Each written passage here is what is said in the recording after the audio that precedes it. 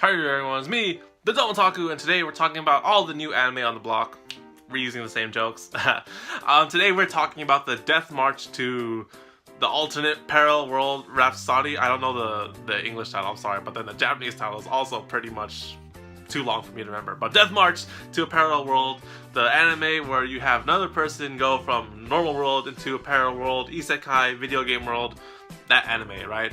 So this series, if you guys don't know, or I'm pretty sure I mentioned it before somewhere on the channel, but I like this series. Why? Because I've read the manga. I've been reading the manga for quite some time now on my phone, and then I saw the manga in my bookstores and I was like, oh sweet, it's cool. And then they're making an anime. I'm just like, okay, it's cool, that's perfect, I like it. So I personally don't remember much about the series from like the very beginning. It's been like a huge recap watching this anime, but so far the first episode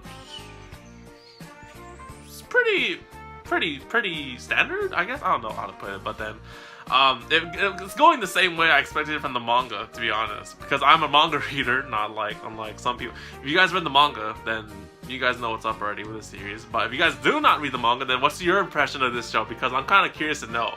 Because personally, when you watch me talking about the show, right, I'm a person who's already read the manga. I like the series. It's, you know, it's your typical series. It's not like super up there, but I still enjoy it. And this anime particularly, how it varies from other anime, like, I don't know exactly what you want me to say, but then, like, you know, it's your story about your main character traveling in or waking up in a video game world, right? So interesting about this episode, actually, I don't remember this happened in the manga, but you guys tell me if you guys are manga readers, but they spent a lot of time with our main character in the real world, and I'm just like, oh shit, I don't remember this at all, because you see him like doing his daily routine. You see him go on the train, you see him go to work, and you see him working and shit, like as a programmer, right?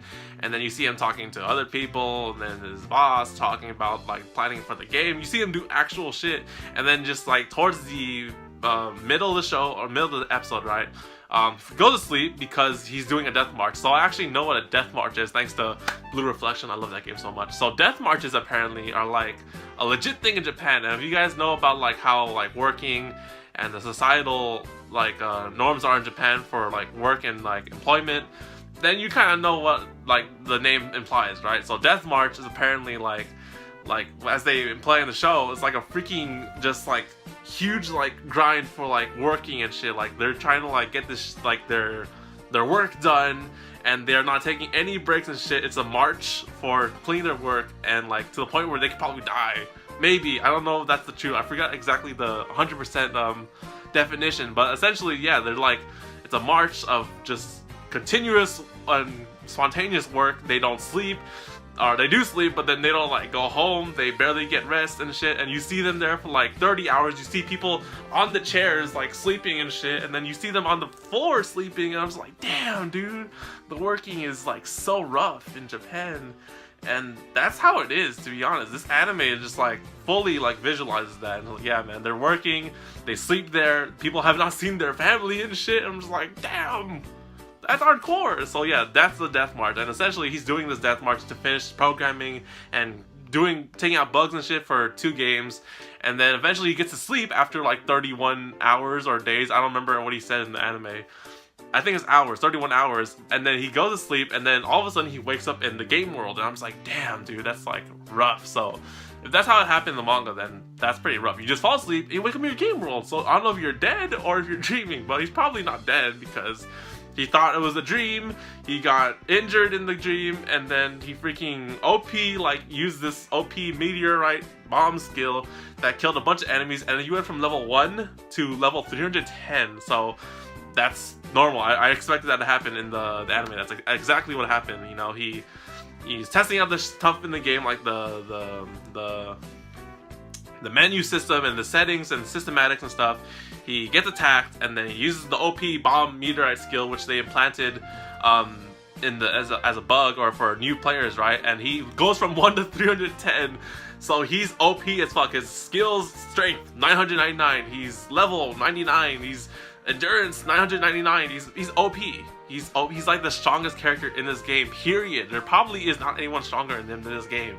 So you're sure he's good. And then essentially he's just trying to learn the kinks of this game. You know, he's not in a dream anymore, or he sort of thinks it's a dream, but then he's just like, you know what, let's just have fun in this dream while I'm awake and shit, right? So he's just venturing off into this fantasy world game, right? And eventually you see him fight on a dragon, and then this dragon's like he flies off away because he's too OP to another army, and then essentially you start to meet the characters of this game, which you haven't met yet, but they're in the opening, surprisingly. So yeah, he does the protagonist thing to do, and he catches the fallen girl, and that's where the episode ends, and that's the thumbnail right here. So essentially what this episode does as an impression, right, it setups our character, right? He's in the fantasy world, and he's OP. It's almost like another world in my smartphone. The character's OP, but then he has a smartphone, and this one he's OP, he's 310, and he's a programmer, so he knows how to, you know, like, do things and stuff because he programmed the game himself. So that makes a lot of sense, and he's OP. That's really all I can say about this episode. But so what I really want to know, right? Because of course I said this before, I came into this from the manga, so I'm already enjoyed for this series. I like the series. If you don't like this sort of fantasy waking up in the game world, then that's normal for you. I understand that. But then for someone who hasn't read the manga and just went to the anime fully like this, what are your guys' impressions? Because, you know, I like this show. I've been reading it since the manga came out and the bookstores and stuff. So everything is going the way I've seen it, basically, right? So I want to see your guys' thoughts about this show, you know, from a perspective of someone who hasn't read the manga. Hopefully someone's there watching this somewhere but hasn't read the manga and is watching this. But yeah, so catch the fallen girl. You're probably gonna get a lot of character development and introductions towards the next episode, and we'll see how more OP this character is, our main protagonist Sato. So yeah, that's Death March to a Parallel World Rhapsody. I have no clue how to say that last one. If you guys aren't watching this show, then what are you guys watching this season? Or what are you guys watching this season? Are you watching this? You watching Citrus? You watching anything else I'm watching this season? What are you guys' thoughts about this show? I like to hear about it from perspective of someone who hasn't read the manga, guys. Come on, I like to hear. And I probably won't be talking about this too much because I already know what happens a lot in the show. So unless something new happens, then I might come back to the show. But essentially, overall, if you don't like the sort of genre of people waking up in gaming or fantasy worlds, then this show ain't for you. But for my first impression, as someone who's read the manga, again, I'm sorry, but you know, our character's OP. As long as they don't do it like in the world of my smartphone, then it's sort of different because you have to sort of manipulate the story for a character that's already OP. He's 310. Then what's he gonna do in this game, right? Unless he gets out, that'll be interesting if they put a part as like, you know, he created the game, there must be a way out, or they implement like a new system in the real world that applies in there, and they learns about like an update or some shit like that. That'd be cool. But anyways, I don't know if that's gonna happen or not. You know, the manga is updates whenever the hell it updates, so maybe this anime might surpass the manga. Who knows? That might be a cool thing for me, but who knows. So anyways, that's it for Death March into a Parallel World Rhapsody.